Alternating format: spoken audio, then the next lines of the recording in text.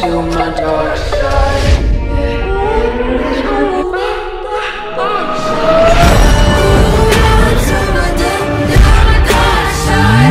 জাঙ্কুককে সেভাবেই কোলে তুলে নিল তেকে রান্নাঘরের মাঝখানে থাকা উঁচু কিচেন কাউন্টারে, যেটার উপর সাধারণত ফল, বাটি বা কফির মগ রাখা থাকে, সেখানে বসিয়ে দিল তাকে। দুই পা ফাঁক করে নিজে দাঁড়ালো সেই ফাঁকে। ফ্যালফ্যাল দৃষ্টিতে তাকিয়ে রয়েছে কেবল। জাঙ্কুক এক হাতে কোমরে রেখে অন্য হাতে ওর চুলগুলো জোরে চেপে ধরে ঠোঁট জোড়া নিজের দখলে করে নিল। চুলের ব্যথায় মাথা ব্যথা লাগছে তের, কিন্তু মুখ থেকে কোনো শব্দ পর্যন্ত বের করতে পারছে না সে। কি এক মুসিবতে পড়লো ভেবে কান্না পাচ্ছে তার। তে যখন ছটফট করা বন্ধ করে দিল, ঠিক তখনই জাঙ্কুক তার ঠোঁট সরিয়ে নিল। প্রাণ ভরে নিঃশ্বাস নিতে লাগলো তে। যে ঠোঁট দিয়ে অন্য পুরুষের দিকে তাকিয়ে হাসো, অথচ আমার বেলায় হাসার কারণ খোঁজো, সেই ঠোঁটকে তো শাস্তি পেতেই হবে হামিংবার্ড। জাঙ্কুকের কণ্ঠে জ্বালাময় রাগ আর তীব্র অধিকার বোধ, কিন্তু তের শরীর শিউরে উঠল আতঙ্কে। ওর চোখ বড় হয়ে গেল, ঠোঁট কাঁপতে লাগলো। না, দয়া করে এমন কিছু করবেন না। আপনি এমন কেন করছেন? প্লিজ শান্ত থাকুন, please Jungkook, don't do this. Jungkook এক চুলও নড়ল না, বরং আশেপাশে নজর বোলালো নিস্তব্ধ ভাবে। তারপর রান্নাঘরের তাকে রাখা একটা কৌটা তুলে নিল, আবার সেই আগের মতো।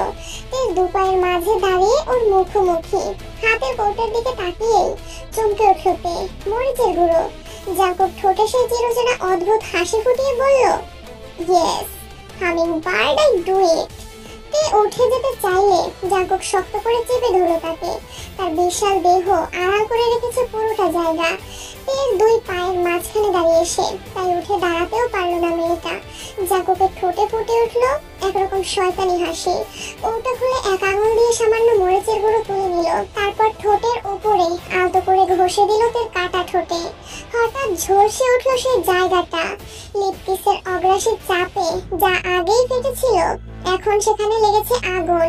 তে কেঁপে উঠল ব্যথায়, একটা বিকট চেঁচিয়ে উঠল সে, আহ না না প্লিজ, এটা। জাঙ্কুক নিজের জায়গায় অটল, দৃঢ়, শীতল। ওর চোখে স্পষ্ট ভোগান্তির শোক, তের ছটফটানি, কাঁপা কাঁপা শরীর, সবটাই সে দেখছে। আপনি কি মানুষ? কেউ এরকম করে? ওফ আল্লাহ! তে কেঁদে ফেলল রাগে, ব্যথায়, অপমানে।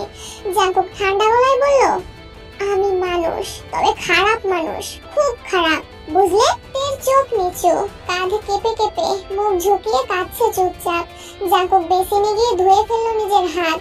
তে এখনো রান্নাঘরের কাউন্টারে বসে আছে, চাইলেই পালাতে পারবে না। এই কয়েকদিনে এটুকু সে বুঝে গেছে। Look at me little bird. তে তাকায় না। জাঙ্কুক তার থুতনি ধরে মুখটা উপরের দিকে তুলল, চোখের কোণে জমা জল গড়িয়ে পড়ছে গাল বেয়ে। হঠাৎই তের কাপা ঠোঁটে নিজের ঠোঁট রেখে দিল জাঙ্কুক। চমকে উঠল তে। ঠোঁটে মরিচ গুঁড়ো থাকা সত্ত্বেও কেন কাছে এলো সে? এবার তো জাঙ্কুকেরও ঝাল লাগবে। তে জাঙ্কুকের দিকে তাকিয়ে আছে, তার কোমর আঁকড়ে ধরে গভীরভাবে চুমু দিচ্ছে জাঙ্কুক। এই চুমুটা একদম আলাদা, যেখানে কোনো হিংস্রতা নেই, আছে শুধু কোমলতা। যেন জাঙ্কুক তার ঠোঁট দিয়ে তের ঠোঁটের সমস্ত ঝাল নিজের ঠোঁটে টেনে নিচ্ছে। কিছুক্ষণ এভাবেই চললো। চুপ করে বসে থাকলো তে, তাকিয়ে থাকলো জাঙ্কুকের চোখে। কিছুক্ষণ পর জাঙ্কুক থামলো, তেকে কাউন্টারে সেভাবে বসিয়ে রেখে ফ্রিজ থেকে বের করলো একটা ছোট বাটি। তে ভয় পেয়ে উঠে দাঁড়ালো। এবার আবার কি মাখিয়ে দেবে ঠোঁটে? মনে মনেই বলে ওঠে সে, চোখে আতঙ্ক। জাঙ্কুক যখন তের দিকে এগিয়ে এলো, তে ভয় আর সন্দেহে গলাটা একটু কাঁপিয়ে বলল, আবার কি লাগাবেন ঠোঁটে? জাঙ্কুক শান্তভাবে উত্তর দিল, ঠান্ডা টক দই। কি? তের চোখ কুঁচকে গেল। তুমি যা শুনলে ঠিক সেটাই, টক দই। জাঙ্কুক একদম কাছে এসে দাঁড়ালো। তে কাপা চোখে বাটির দিকে তাকালো। সত্যিই তো, বাটিতে রাখা ঠান্ডা দই, আর কিছুই না। যেভাবে বসেছিলে সেভাবেই বসো। আবার কথা না বাড়িয়ে নিঃশব্দে আগের মতোই বসে পড়লো তে। জাঙ্কুক আবার দাঁড়ালো তার ঠিক সামনে, পায়ের মাঝখানে আগের মতো। তারপর আঙুলে তুলে নিয়ে ধীরে ধীরে ঠোঁটে টক দই মাখাতে লাগলো। নরম ভাবে, কোনো তাড়াহুড়ো নেই, যেন একটু আগের ঝলসে যাওয়া মুহূর্তের প্রলেপ দিচ্ছে এই ঠান্ডা ছোঁয়ায়। তে তাকিয়ে থাকলো চুপচাপ। কিছুক্ষণ পর নিচু গলায় জানতে চাইলো, এগুলো কেন দিচ্ছেন? ঝাল কমে যাবে, শান্ত সুরে জবাব দিল জাঙ্কুক। দীর্ঘশ্বাস ফেলল তে। ব্যথা দেয় যে, সান্ত্বনাও দেয় সেই। কি অদ্ভুত এই লোকটা। দই লাগানো শেষ করে এবার তার চুলগুলো আলতো করে গুছিয়ে খোপা করে দিল জাঙ্কুক। এভাবে পছন্দ তোমার? জাঙ্কুকের গলায় কেমন দুষ্টুমির আভাস। তে কিছুটা বিভ্রান্ত হয়ে তাকালো তার দিকে। কি বললেন? জাঙ্কুক হালকা হেসে চোখের ইশারায় নিচের দিকে তাকিয়ে বলল, how do you feel about this? কথা শেষ করলো না জাঙ্কুক, তে থমকে গেল। জাঙ্কুকের কথা বুঝতে পেরেছে সে। লজ্জায় তার মুখটা লাল হয়ে উঠল তৎক্ষণাৎ। কি বললো জাঙ্কুক? মাথা নিচু করে ফেলেছে ছোট্ট পাখিটা, মুখ থেকে কোনো কথা বের হচ্ছে না। জাঙ্কুক ব্যাপারটা বেশ এনজয় করছে। তেকে পাজা কোলে করে রান্নাঘর থেকে বেরিয়ে যেতে যেতে বলল, বুঝতে পেরেছি। জাঙ্কুক ফিসফিস করে বলল, এভাবে তো কখনো কাছাকাছি আসা হয়নি, এজন্যই তুমি কোনো উত্তর দিতে পারোনি। এক মুহূর্ত থেকে আরেকটু এগিয়ে গিয়ে বলল, আমি কিন্তু তোমার উত্তর পাওয়ার ব্যবস্থা করব হামিংবার্ড, নিশ্চিতভাবে। বুঝতে পেরেছো? তে চোখ বন্ধ করে ফেললো, ঠোঁট শক্ত করে চেপে ধরে রইল। কিছু বলার মতো ভাষা নেই তার। শহরের সকালের বাতাস এক অদ্ভুত মিশ্রণ তৈরি করেছে। ট্রাফিক জ্যাম, তাজা চায়ের গন্ধ আর মানুষের ব্যস্ত পদচারণ। রাস্তায় গাড়ির হর্ন, ফুটপাতে চলন্ত পায়ে পায়ে সাপের মতো ঘুরে আসা মানুষ, আর দোকানের সামনে দাঁড়িয়ে থাকা ভিখারির গলার হাঁকাচি শব্দে শহর যেন কখনো থেমে থাকে না। শহরের এই দৃশ্য, এই মুহূর্তগুলোর কোলাহল সবার কাছে যেন আলাদা কিছু। কেউ একটু ভালো থাকার আশায় বের হয়, কেউ বা জীবনের গতিতে দৌড়াতে থাকে, আর কেউ কেউ চুপ করে দাঁড়িয়ে শুধু দেখতেই থাকে। সকাল সকাল কলিং বেলের শব্দে হন্তদন্ত হয়ে দরজা খুলতে এগিয়ে যাচ্ছিলেন জিন। জিসু সকালের নাস্তা করছে, আর কিম নামজন কিছুক্ষণ আগেই বাসা থেকে বেরিয়ে গেছেন। কেমন আছো জিন? গংইও ভাই, আপনি কেমন আছেন? আসুন আসুন, ভেতরে আসুন আগে। গংইও কিম নামজনের বাল্য বন্ধু, ছোটবেলা থেকে একসাথে হেসে খেলে বড় হয়েছেন তারা। জীবিকার তাগিদে কিম নামজন শহরে বসবাস করলেও গংইও এখনো গ্রামের বাড়িতেই আছেন। কিম নামজন পরিবার নিয়ে গ্রামে গেলে গংইওর সাথে দেখা হয় এবং তারা একে অপরের বাড়িতে নিয়মিত যাওয়া আসা করেন। জিনের পিছু পিছু বাসার ভিতরে ঢুকলেন গংইও। বসার ঘরের সোফায় বসে পড়লেন তিনি। জিসু নাস্তা খাওয়া শেষ করে বসার ঘরের দিকে উকি দিল, আর মুহূর্তেই তার গলা শুকিয়ে গেল আতঙ্কে। কি রে জিসু, এখানে দাঁড়িয়ে উকি ঝুঁকি না মেরে চাচার সামনে গিয়ে কুশল বিনিময় কর। জিনের কণ্ঠে বিরক্ত নয়, কিন্তু এক ধরনের তাগিদ ছিল। গংইওকে বসার ঘরে রেখে ফ্রিজ থেকে ঠান্ডা কিছু বের করছিলেন তিনি। জিসুর গলা যেন শুকিয়ে কাঠ, কান যেন শব্দ নিচ্ছে না, শরীরটা ভার হয়ে আসছে। চোখে ধরা পড়ছে একটা চাপা ভীতি, একটা গোপন অস্বস্তি। জিন চায়ের জন্য চুলায় পানি বসাতে বসাতে আবারও ডাকলেন, জিসু। জি মা, যাচ্ছি। জিসুর কণ্ঠে যেন একটা ঘুম ভাঙা বিস্ময়, স্বরে অনিচ্ছা স্পষ্ট। ধীর পায়ে বসার ঘরের দিকে এগোছে, পা যেন ভারী হয়ে উঠেছে। গংইওর মুখে একটুখানি হাসি। জিসু, বেশ বড় হয়ে গেছো দেখছি, তা কেমন আছো মামুনি? জিসুর গলা শুকিয়ে আসে, তার দৃষ্টি মেঝের এক বিন্দুতে আটকে থাকে, চোখ তুলে তাকাতে পারছে না সে। জি ভালো, আপনি বসুন, মা আসছে, আমি স্কুলে যাব। শব্দগুলো ঠোঁট থেকে বেরোলো, মন থেকে নয়। আর একটু বসো তো, কত বছর পর এলাম তোমাদের বাড়িতে, চকলেট খাবে না? জিসু এবার চোখ তুলে তাকায়। লোকটার ঠোঁটের কোণে এক ধরনের বিকৃত আনন্দ। সে হাসছে, কিন্তু জিসুর শরীরে কাঁটা দিচ্ছে।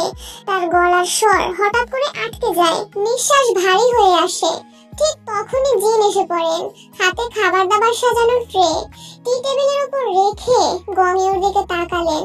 গংইও মৃদু হেসে বললেন, এগুলোর আবার কি দরকার ছিল জিন? সামান্য কিছু বানিয়েছি, খেয়ে নিন, রাতে জমিয়ে খাওয়া দাওয়া হবে। আমি এখনই চলে যাব জিন, অন্য একদিন আসবো আবার। গংইও চোখ নামিয়ে খাবারের দিকে তাকালেন, মুখে আবার সেই হাসি। এই হাসির আসল মানে জিন বুঝলেন না, কিন্তু জিসুর রক্তে তা আগুন ছড়াচ্ছে। জিন ও গংইওর কথোপকথনের মধ্যেই জিসু স্কুলের ব্যাগ নিয়ে বাসা থেকে বেরিয়ে গেল। বসার ঘরে তখন জিন বলছিলেন, আপনার বন্ধু শুনলে খুব রাগারাগি করবে, প্লিজ আজকে থেকে যান। গংইও হেসে বললেন, ঠিক আছে। হাত ছেড়ে বাঁচলেন জিন। বিকেলে বাজারে যেতে হবে, দুপুরবেলা যা আছে বাসায় সেগুলো দিয়ে চলে যাবে। কিম নামজন বাসায় ফিরবেন সেই সন্ধ্যায়, সেজন্য জিনকেই বাজার করতে যেতে হবে। ওদিকে জিসু স্কুল ব্যাগ পিঠে মাথা নিচু করে হাঁটছে। সামনের রাস্তাটা ঝাপসা লাগছে তার কাছে, চোখে অকারণে জল, বুকের ভেতরটা গুমোট চাপা এক আতঙ্ক। অন্যমনস্ক হয়ে রাস্তায় হাঁটছে জিসু। চারিপাশে যত কোলাহল, তার কানে কিছুই ঢুকছে না। চোখ মুখ শুকিয়ে গেছে, কপালে বিন্দু বিন্দু ঘাম জমে উঠেছে। গলার ভেতর যেন কাটা এক টুকরো শব্দ সহজে গিলে নিতে পারছে না সে। বারবার জিহ্বা দিয়ে ঠোঁট ভিজিয়ে নিচ্ছে, যেন নিজেকেই বোঝাতে চাচ্ছে সব ঠিক আছে। কিন্তু গঙের সেই হাসি, সেই সুরে বলা চকলেট খাবে না, তাকে ফিরে নিয়ে যাচ্ছে অনেক বছর পেছনে। তখন সে খুব ছোট, মাত্র 5 কি 6 বছর বয়স। তাদের পুরো পরিবার গিয়েছিল গ্রামে, সবাই ছিল খুশি। হই হুল্লোড়ে ভরা সেই সফর। জিসু তখন দুধে আলতা শিশুময়, প্রাণবন্ত এক ফুটফুটে মেয়ে। একদিন বিকেলে পুকুর পাড়ে নিয়ে গেল গঙীয় চাচা। চাচু, আমরা এখানে কেন এসেছি? চকলেট তো দোকানে থাকে, পুকুর পাড়ে না। জিসুর নিষ্পাপ প্রশ্নে গঙীয়র মুখে ফুটে ওঠে এক ঠান্ডা অদ্ভুত হাসি। চারপাশ শুনশান, এদিকটায় সচরাচর কেউ আসে না। গঙীয় পকেট থেকে 3টে চকচকে মোরকের চকলেট বের করে জিসুর দিকে বাড়িয়ে দেয়। এই যে তোমার চকলেট। জিসু খুশিতে চোখ বড় বড় করে চকলেটগুলো হাতে নেয়। চকলেট খুলে দাও না চাচু। গঙীয় নিজে হাতে চকলেট খুলে তার হাতে দেয়। জিসু খেতে শুরু করে। গঙীয় ওকে কোলে তুলে নেয়। জিসু মামুনি, চাচু তো তোমায় চকলেট দিল, তুমি কি চাচুকে একটু আদর করবে না? শিশু জিসু নিষ্কলুষ হাসি হেসে তার কপালে চুমু দেয়। এক মুহূর্তের জন্য সবকিছু খুব স্বাভাবিক, নিরাপদ মনে হতে পারে। তারপর আচমকা জিসুর মুখ থমকে যায়। সে কুঁকড়ে ওঠে অস্বস্তিতে, কিছু একটা ঠিকঠাক লাগছে না। চাচু, আমার ব্যথা লাগছে, তুমি কি করছো? তার কণ্ঠে ভয়। গঙীয় শান্ত ধীর কণ্ঠে বলে, আরে বোকা, কিচ্ছু হয়নি, তোমাকে তো আদর করছি, ব্যথা একটু হতেই পারে, তাই না? আরো একটা চকচকে মোরকের চকলেট বের করে ওর মুখের সামনে ধরেন গঙীয়। এই নাও, এটা খাও, খুব মজা, মন খারাপ করো না। জিসুর চোখ জলে টলমল, ঠোঁট কাঁপে, কিন্তু কিছু বলে না। পুকুর পাড়ে তখনও কেউ আসে না। পুকুরের পানি নীরব, আকাশ থমথমে, শুধু এক শিশুর ভিতর থেকে আসা ঘূর্ণিপাক নীরবে নিঃশব্দে। জিসু অস্বস্তি অনুভব করে ব্যথা পায়, কিন্তু চকলেট পেয়ে কিছুক্ষণের জন্য সেসব ভুলে যায়। গ্রামে আসলে প্রায় এমন ভাবে গঙীয় জিসুর সাথে সব করতো। জিসুর শিশু সুলভ মন কাউকে কিছু বলতেও পারতো না। তবে জিসু যখন একটু বড় হয়ে ওঠে, তখন সে গঙীয়র থেকে দূরত্ব বজায় রাখতে শুরু করে। যদিও তখনও পুরোপুরি বুঝতে পারে না ঠিক কি হচ্ছে, কিন্তু অন্তত এটুকু সে বুঝতে পারতো যে এটি কিছু ভালো ব্যাপার নয়। তাই গঙীয়র কাছ থেকে সে নিজেকে আড়াল করতে শুরু করেছিল। এই জিসু, আরেকটু হলেই তো গাড়ি নিতে চাপা পড়তি, মন থাকে কোথায়? গঙীয়র কথায় হুঁশ ফিরে জিসুর। আর মনে হাঁটার ফলে সে রাস্তার মাঝখান দিয়ে হাঁটছিল। গঙীয় তৎক্ষণাৎ জিসুকে পাশে নিয়ে আসে। সরি রে, কিছু না, চল চল, লেট হয়ে যাচ্ছে। হ্যাঁ চল। গত রাতের ঘটনার পর থেকে তার মন মানসিকতা একেবারে বদলে গেছে। জাঙ্কুকের পাগলামি ও অত্যাচার সে আর সহ্য করতে পারবে না। এখন তার একটাই সিদ্ধান্ত, সুযোগ পেলেই পালিয়ে যাবে, যেতেই হবে। খাবার টেবিলে বসে আছে তে, কিন্তু খেতে তার কোনো ইচ্ছে নেই। আয়ু মন দিয়ে খাচ্ছে, কারণ গ্রামে তো এমন রাজকীয় খাবার দাবার ছিল না। সুগা অল্প খেয়ে জাঙ্কুকের সঙ্গে অফিসের উদ্দেশ্যে বেরিয়েছে। লিসা খাতুনও নিজের মতো খেতে ব্যস্ত, কিন্তু তের মন কোনো কিছুতেই নেই। তার মনে শুধু একটাই চিন্তা, কিভাবে পালাবে। ভাবি, কিছু খাচ্ছেন না কেন? জিমিনের প্রশ্নতে কিছু বলার আগেই আয়ু তাড়াতাড়ি বলে উঠলো, কুকুরের পেটে তো ঘি হজম হয় না জিমিন, জীবনে এত রিস্ক খাবার খেয়েছে নাকি? এর বুকে অসহ্য যন্ত্রণা হচ্ছে। এতটা অপমানিত সে কখনো হয়নি। সবকিছুই এই লোকটাকে বিয়ে করার জন্য হচ্ছে, অথচ তাকে এই পরিস্থিতিতে ঠেলে দেওয়া হয়েছে। জিমিন রাগে ফুঁসছে, কিন্তু কিছু বলার সাহস পাচ্ছে না। লিসা খাতুন অবশেষে বললেন, আয়ু, অহেতুক ঝামেলা সৃষ্টি করিস না, নিজের খাবারে মনোযোগ দে। আয়ু মুখে ঝামটি দিয়ে আবার নিজের খাবারে মনোযোগ দিল। এর গলা দিয়ে আর খাবার নামছিল না। তার ভিতরে এক ধ্বংসাত্মক অনুভূতি ফুটে উঠেছিল। সে নিঃশব্দে খাবারের প্লেট রেখে নিজের ঘরে চলে গেল। বিছানায় শুয়ে কখন যে চোখ লেগে এসেছিল তে বুঝতেই পারেনি। হঠাৎ ঠোঁটে চেনা স্পর্শ অনুভব করে জেগে ওঠে সে। জাঙ্কুক তার পাশে বসে আঙুল দিয়ে তার ঠোঁটে স্পর্শ করছে। তে তাড়াতাড়ি উঠে বসলো, চোখে প্রশ্ন ও অস্থিরতা। আপনি আমাকে বিয়ে কেন করলেন? তে তার কণ্ঠে এক ধরনের অস্বস্তি, ক্ষোভ আর কষ্ট মিশিয়ে প্রশ্নটি করলো। জাংকুক তার আচরণের কারণ বুঝতে পারছে না, তবে সে কিছু একটা ঘটেছে সেটা অন্তত অনুভব করছে। সে ধীরে ধীরে তেকে কোলে তুলে বসালো। এরপর তার লম্বা চুলগুলো হাত দিয়ে নড়াচড়া করতে লাগলো, যেন কোনোভাবে তাকে শান্ত করার চেষ্টা করছে। কিন্তু তে কিছুতেই শান্ত হতে পারছিল না। আমার পুরুষত্ব প্রমাণ করতে হবে, সোজা কথায় শারীরিক সম্পর্কের জন্য। প্রতিটা রাতে এটা বোঝাতে যে জাংকুক খান আরিশের মেশিনের শক্তি কতটা। তোমার মতো করে বললাম হামিংবার্ড। তের চোখে ঘৃণা, মুখে বিদ্রুপের হাসি, রাগ, অভিমান, অপমান বোধ সবকিছু তাকে ঘিরে ধরেছে। এটা বোঝানোর জন্য আমাকে জেলখানায় আনলেন, শুধুমাত্র এসবের জন্য? হ্যাঁ, ভালোবাসা, প্রেম এসব বিষয়ে আমার কোনো আগ্রহ নেই। I only have physical needs, আর তুমিও জানো তোমারও রয়েছে। আমি তোমাকে এমন সুখ দেব যে তোমার মনে হবে আর কোনো পুরুষের কাছে যাওয়ার প্রয়োজন নেই। ও, তে চুপ করে গেল। জাংকুকের সাথে কথা বলার কিচ্ছু নেই। সে জানে লোকটা ভয়ানক, খুবই খারাপ। তের চোখে জল আসছে, কিন্তু সে কাঁদছে না। এখান থেকে পালাতে হবে তাকে, যে কোনো ভাবে। জাংকুক তার চুলগুলো খোপা করে দিয়ে বলল, রেডি হয়ে নাও। কেন, কোথায় যাচ্ছি? শপিং করতে যাব, গতকাল তো বলেছিলাম। তে কিছুক্ষণ ভাবলো, তারপর হাসি মুখে বলল, ঠিক আছে, রেডি হয়ে আসছি। Okay hummingbird, I am waiting for you. সময়টা বিকেল বেলা, হালকা কমলা রঙের আভা যেন নেমে এসেছে চারপাশে। গাড়ির ভেতর পাশাপাশি বসে আছে তে আর জাংকুক। জাংকুক মনোযোগ দিয়ে গাড়ি চালাচ্ছে, আর তের দৃষ্টি জানালার কাছ পেরিয়ে হারিয়ে গেছে অজানা কোনো গন্তব্যে। তার পরনে সাদা থ্রি পিস, খোলা চুলগুলো কাঁধে এলোমেলো হয়ে ছড়িয়ে আছে। কপালে ছোট একটা কালো টিপ, আর ঠোঁটে কোমল লিপস্টিকের ছোঁয়া। জাংকুকের পরনে বরাবরের মতোই কালো রঙের শার্ট আর জিন্সের প্যান্ট। তের হালচাল সুবিধায় ঠেকছে না জাংকুকের। কিছু একটা ভাবছে মেয়েটা। বাড়িতে কেউ কিছু বলেছে নাকি অন্য কিছু? জাংকুকের ভাবনার ডালপালা মেলতে শুরু করেছে। তেকে নিয়ে তার ভাবনার শেষ নেই। সকালবেলা ঘুম ভেঙে সামনে তাকালেই এতটুকু একটা মেয়েকে ঘুমন্ত অবস্থায় দেখতে পায় জাংকুক। কি স্নিগ্ধ, সুন্দর, মায়াময় লাগে তখন তেকে। সেটা শুধু জাংকুকই জানে। তের এই স্নিগ্ধ মুখখানা জাংকুকের ভালো লাগার কারণ হয়ে উঠেছে আজকাল। কিন্তু জাংকুক সে বিষয়ে মনকে মোটেও প্রশ্রয় দেয় না, বরং মনকে কঠোরভাবে নিরুৎসাহিত করে। আর কত দূর? নিচু স্বরে জানতে চাইতে জাংকুক মুচকি হেসে হাত বাড়িয়ে তের এলোমেলো চুলগুলো আলতোভাবে গুছিয়ে দেয়। তারপর বলে, আর 5 মিনিট। আচ্ছা। জাংকুক তাকায় তার দিকে, চোখে আধো মজা, আধো কৌতূহল। ঘটনা কি হামিংবার্ড? শপিং করা নিয়ে আজ এত আগ্রহ? জামা কাপড় নিয়ে তো তোমার মাথা ব্যথা নেই। তাহলে? তে শুকনো ঢোক গিলল। তে যে আজ পালিয়ে যাওয়ার মতলব করেছে, লোকটাকে কোনোভাবে সেটা বুঝতে পেরে গেল। তের অস্বস্তি হচ্ছে, কিছুতেই ধরা পড়া যাবে না। আয়ু আপুর কথায় খারাপ লেগেছিল অনেক, সেজন্য তাড়াতাড়ি দামি শাড়ি পরতে হবে, সেজে গুজে বাড়িতে ঘুরতে হবে, সবাই দেখবে আর লুচের মতো ফুলবে। তের ভঙ্গিমা, কণ্ঠের ভেতরে ছেলে মানুষই অভিমানের ছায়া দেখে জাংকুক হেসে ফেলল। এই চঞ্চল কথার ফুলঝুরি মেয়েটা এতদিন ধরে চুপ করেছিল কেন? ভয় পায় সে? হয়তো। গাড়িটা ধীরে থামিয়ে জাংকুক বলে, okay my little bird, let's go for shopping. আমরা পৌঁছে গেছি। তে আশেপাশে তাকিয়ে নিশ্চিত হয়ে নিল শপিং মলের সামনেই আছে কিনা। তারপর খুশি মনে বলল, চলুন চলুন। ওয়েট। জাংকুক হঠাৎ তার হাত টেনে ধরলো। এর চোখে প্রশ্ন।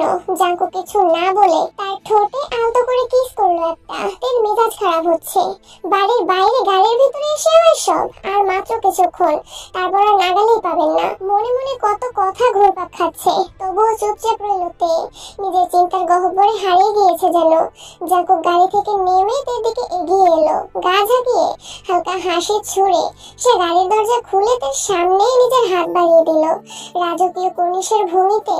এসো হামিংবার্ড। স্বাভাবিকভাবেই জাংকুকের হাত ধরে গাড়ি থেকে নেমে এলো। শপিং মলের কাঁচের দরজা ঠেলে একসাথে ভেতরে ঢুকে পড়ে তারা। আলো ঝলমলে পরিবেশ, হালকা অ্যাসিড ঠান্ডা হাওয়া আর মানুষের কোলাহল, সবকিছুতেই যেন একটা বর্ণিল জীবন্ততা। প্রথমে থ্রি পিসের দোকানে ঢুকে তারা। দোকানের দেয়ালে সারি সারি ঝুলছে রঙিন জমকালো থ্রি পিস।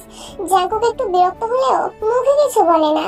বাজারে এখন পাকিস্তানি থ্রি পিসের চল বেশি। দোকানদারও সেই মোতাবেক একের পর এক পাকিস্তানি থ্রি পিস বের করে দেখাতে শুরু করে।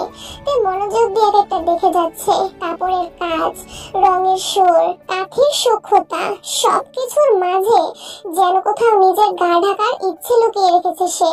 তার চোখে কোনো উত্তেজনা নেই, কিন্তু অদ্ভুত এক স্থিরতা আছে। জাঙ্কুকের মনের ভাবনা বোঝার চেষ্টা করছে। হঠাৎ বলে ওঠে, আমার এত দামি পোশাক লাগবে না। নরম স্বরে বলেতে, চুপ, ভালো ভালো ড্রেস নাও। জাঙ্কুকের গলা শক্ত হয়ে ওঠে। যেমন জাঙ্কুক খান আলিশের স্ত্রীর দিকে যেন কেউ আঙুল তুলতে সাহস না করে।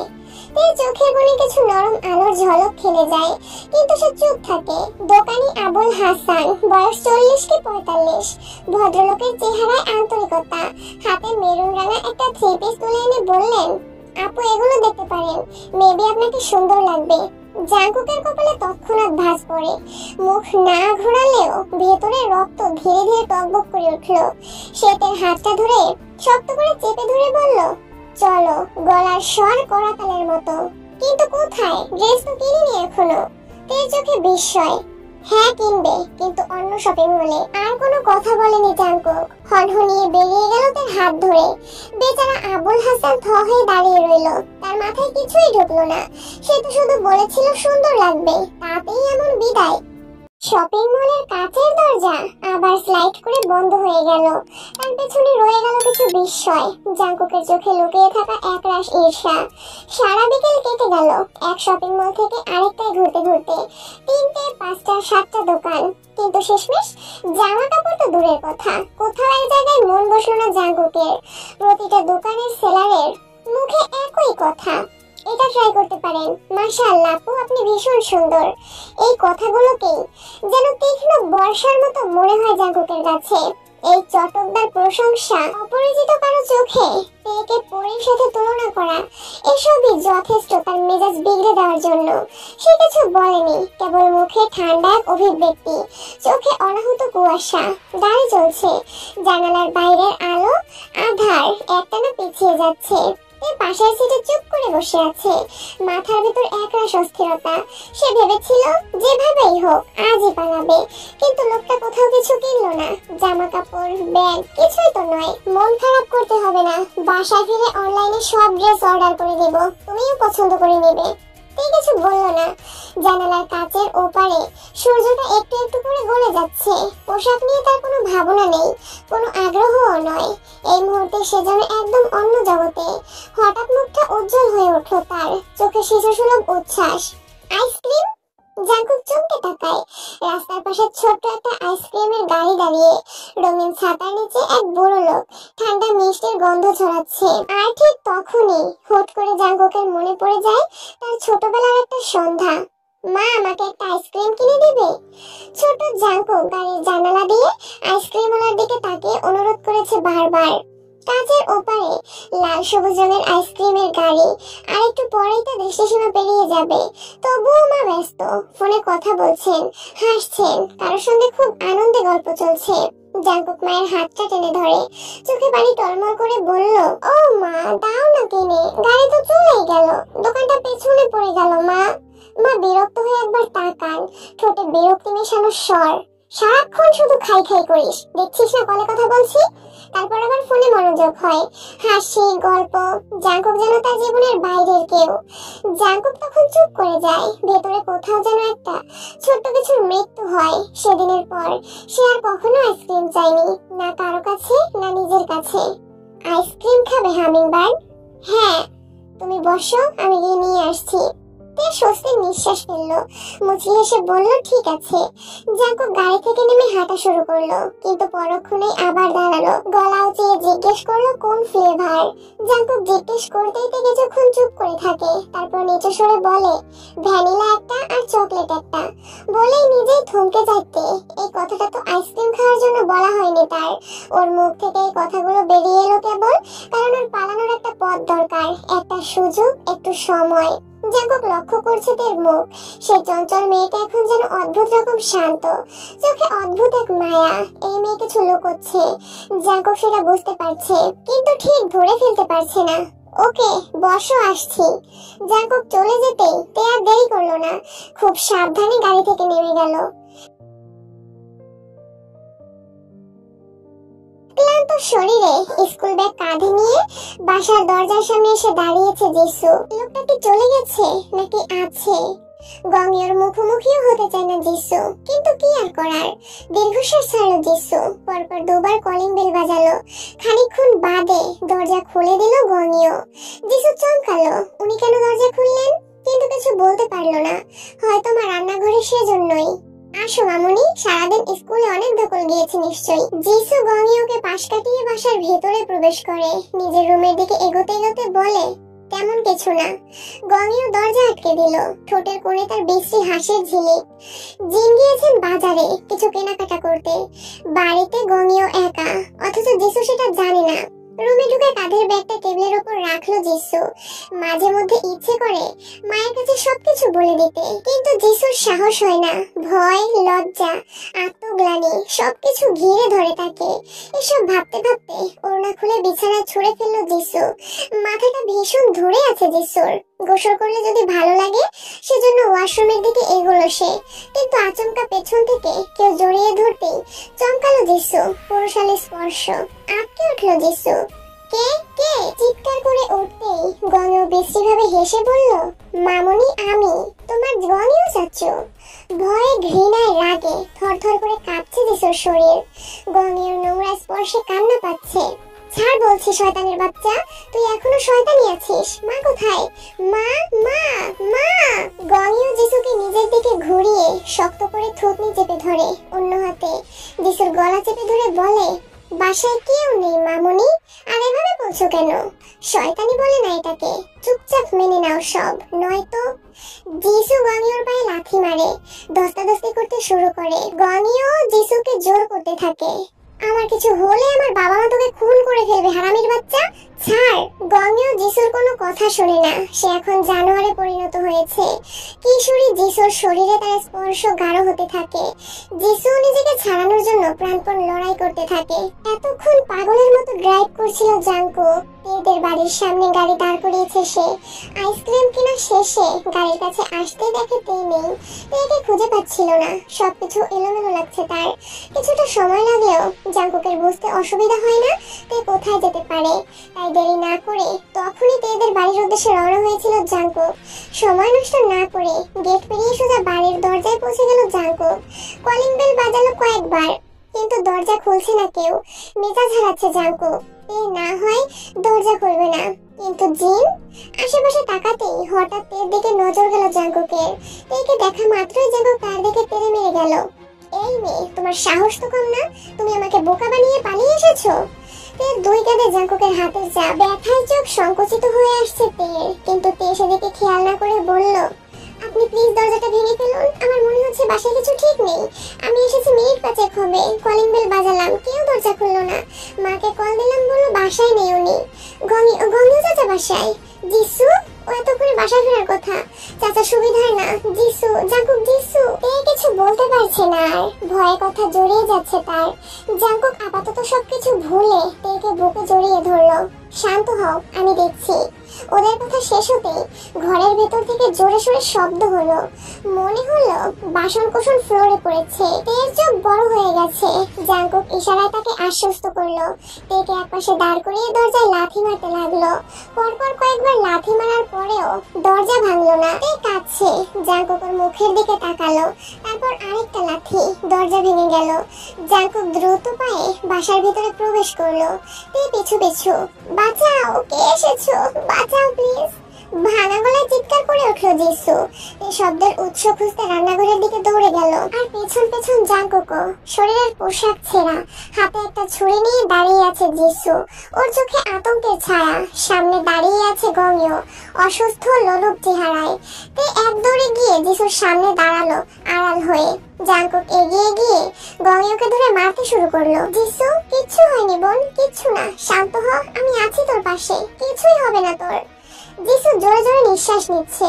ওর নিঃশ্বাসের ভারে ঘরটা যেন গুমুট হয়ে উঠেছে। ভয়ে দুঃসহ যন্ত্রণায় তেকে জড়িয়ে ধরে আছে সে। তে নিজের ওড়না খুলে যিশুর গায়ে জড়িয়ে দেয়, স্নেহে শীতে কম্বলের মতো। ওদিকে জাংকুক গনিওকে টেনে বসার ঘরে নিয়ে যাচ্ছে, মুখে তার আগুন, রাগ, ঘৃণা। এই বয়সে এসে একটা বাচ্চা মেয়ের সঙ্গে এসব করার সাহস হয় তোর? তোকে আর জন্মের শিক্ষা দিয়ে ছাড়বো, হারামজাদা, আই উইল কিল ইউ। জাংকুকের ঘুষি লাঠিতে দেহটা কেঁপে ওঠে গনিওর। এর মধ্যে জিন ফিরলেন বাজার থেকে। দরজা খুলে ভেতরে ঢুকতেই থমকে দাঁড়ালেন। ঘরের ভেতর অস্বাভাবিক এক উত্তেজনা, যিশুর চোখে পানি, গায়ে তেল ওড়না জড়ানো। জাংকুক তেতে আছে রাগে, গনিও ফ্লোরে লুটিয়ে পড়ে কাতরাচ্ছে। কি হচ্ছে এখানে? জাংকুক, তুমি কেন মারছো ওকে? তোমার এই দেবর কি করেছে দেখো আগে, তারপর কথা বলবে।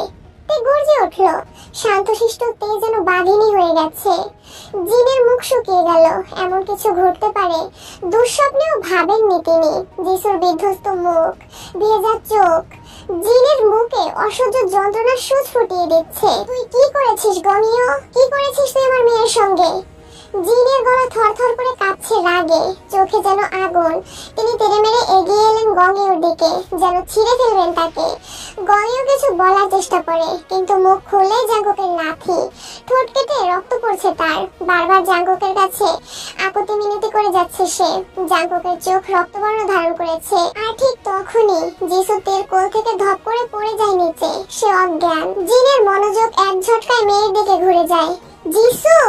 ছুটে গিয়ে মেয়েকে জড়িয়ে ধরেন তিনি। মা, যিশুকে ঘরে নিয়ে চলো। জিনের কণ্ঠে কান্না আর ভয় মিলেমিশে এক অসহায়তা। তে কাঁপতে কাঁপতে যিশুকে সামলানোর চেষ্টা করে। আমি পারছি না একা ধরে রাখতে মা, চল আমি ধরছি। জিন মেয়ে আর তের ভয় নিয়ে যিশুকে টেনে তোলেন। তার চোখে শুধু একটাই প্রশ্ন, এই মেয়েটা ঠিক হবে তো? চলো মা, সব ঠিক হয়ে যাবে, কিচ্ছু হয়নি।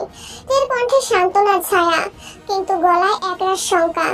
আপনারা যিশুকে রুমে নিয়ে যান। জাঙ্কুক ঠান্ডা গলায় বলে, চোখে তখনও আগুন। এই জানোয়ারটার বিচার আমি করছি।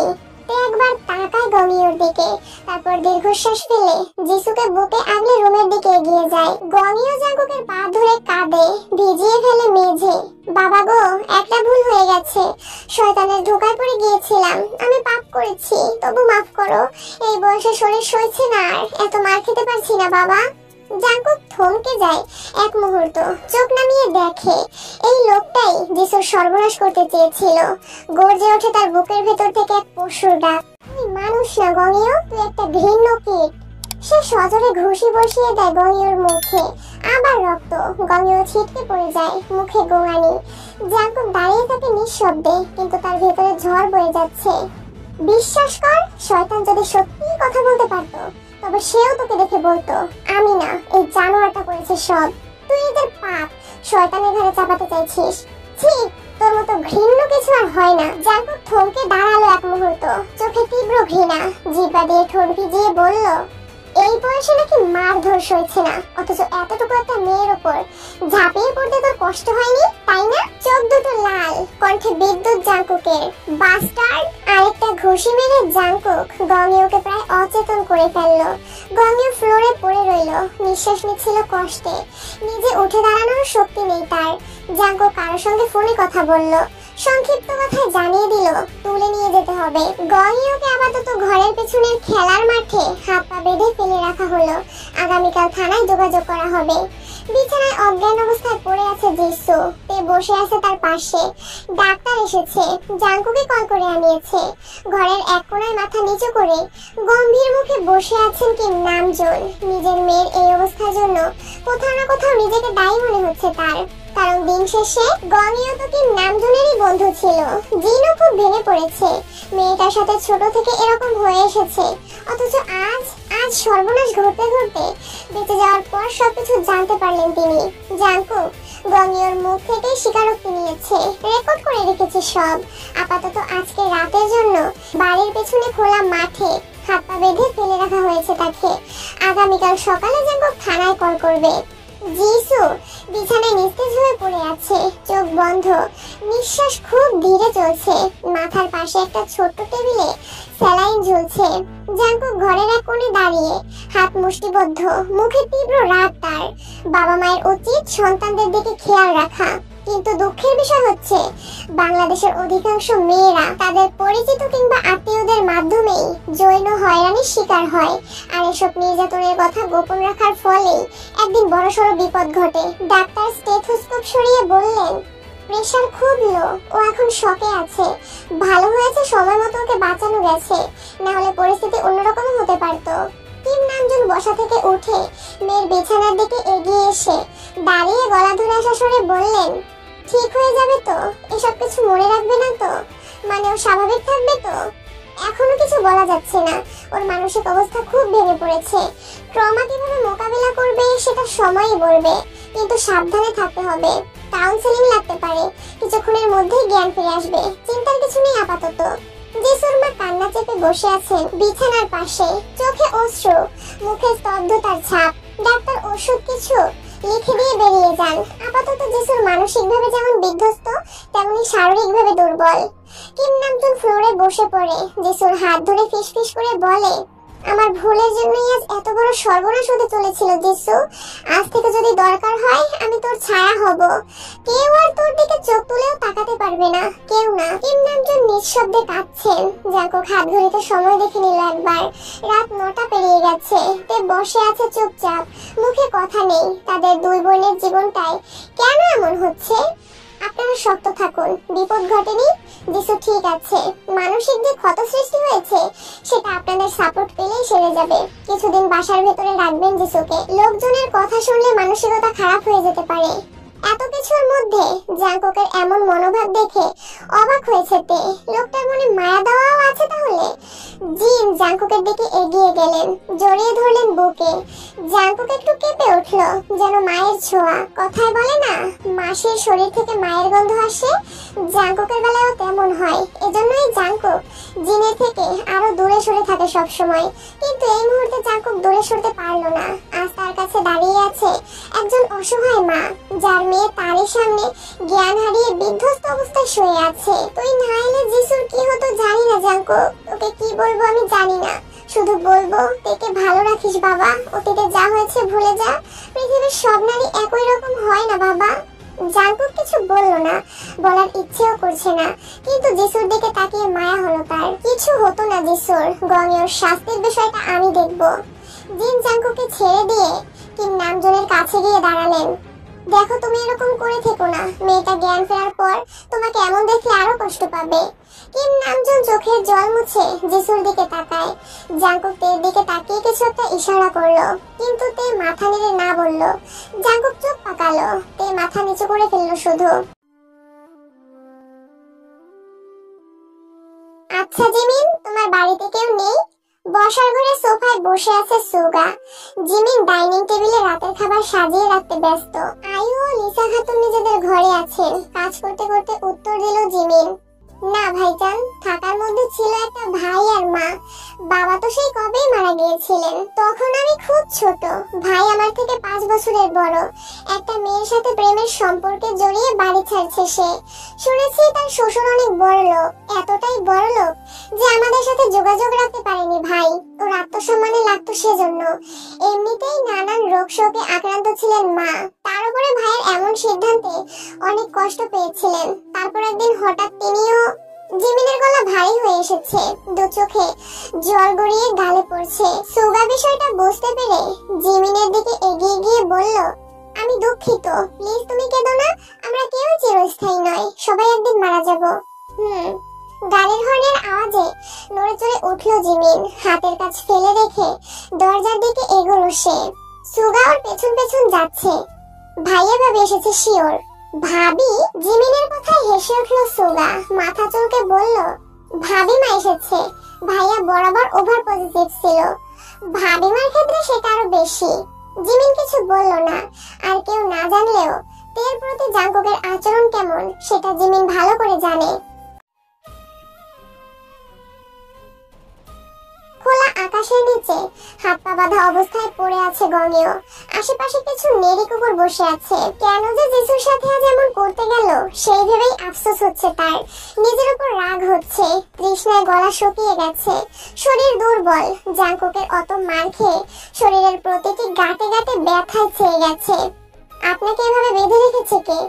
আচমকা কারো কণ্ঠস্বর শুনে চমকালো গঙিও। সেই সাথে খুশিও হলো বটে। সামনে তাকালো, অন্ধকারে অস্পষ্ট সব। গঙিওর সামনে দাঁড়িয়ে আছে 28-29 বছরের একজন যুবক। হাতে ফোন, ফ্ল্যাশ লাইট জ্বলছে।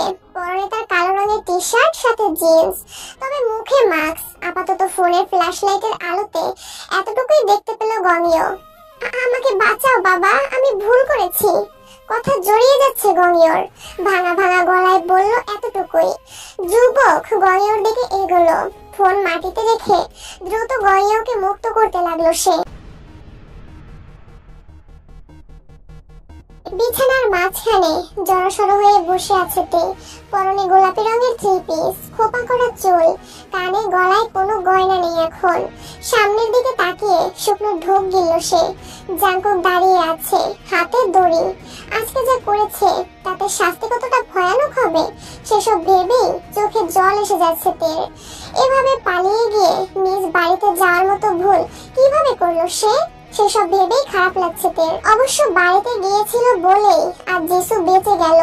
যিশুর কথা মনে পড়তেই বুকটা খা খা করে উঠল তের। বোনটাকে রেখেই চলে আসতে হলো। জাঙ্কুক কিছুতেই তাকে রেখে এলো না। কি দেখছো হামিংবার্ড, ভয় লাগছে? তে কাপা কাপা গলায় বলল। দড়ি দিয়ে কি করবেন? জাঙ্কুকের ঠোঁটের কোণে রহস্যময় হাসি। সে এগিয়ে এলো তের দিকে। তে একটু একটু করে পিছিয়ে যাচ্ছে কেবল, কিন্তু পিছিয়ে আর যাবে কোথায়? দড়ি দিয়ে কি করে বলো তো? তে চমকায়, থমকায়। জাঙ্কুকে তাকে বেঁধে কিছু করতে চলেছে। তে আতঙ্কে এদিক ওদিক তাকিয়ে বিছানা থেকে যেই দৌড়ে উঠতে চাইলো, জাঙ্কুক ক্ষিপ্ত গতিতে ধরে ফেললো তাকে। তে ডুকরে কেঁদে উঠে বলল, আমি একটা মানুষ, দয়া করুন, প্লিজ এরকম করবেন না। জাঙ্কুক তাকে কোলে তুলে নিয়ে কিছুটা ঝুঁকে বিছানায় ছেড়ে দিল। ভাগ্যিস বিছানাটা বেশ নরম, নয়তো তের কোমর আস্ত থাকতো না। I need this hummingbird.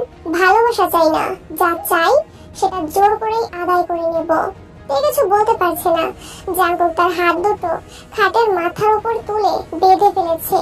Please please. বড্ড করুণ শোনাচ্ছে তার গলা। জাঙ্কুক সেদিকে ভ্রুক্ষেপ না করে নিজের মতো এগোলো। তার শরীর থেকে ওড়না সরিয়ে ফেললো। তারপর নিজের টি শার্ট খুলে ফ্লোরে ছুঁড়ে ফেলতে ফেলতে বলল, are you ready for this? তে কেঁদে বলে, না।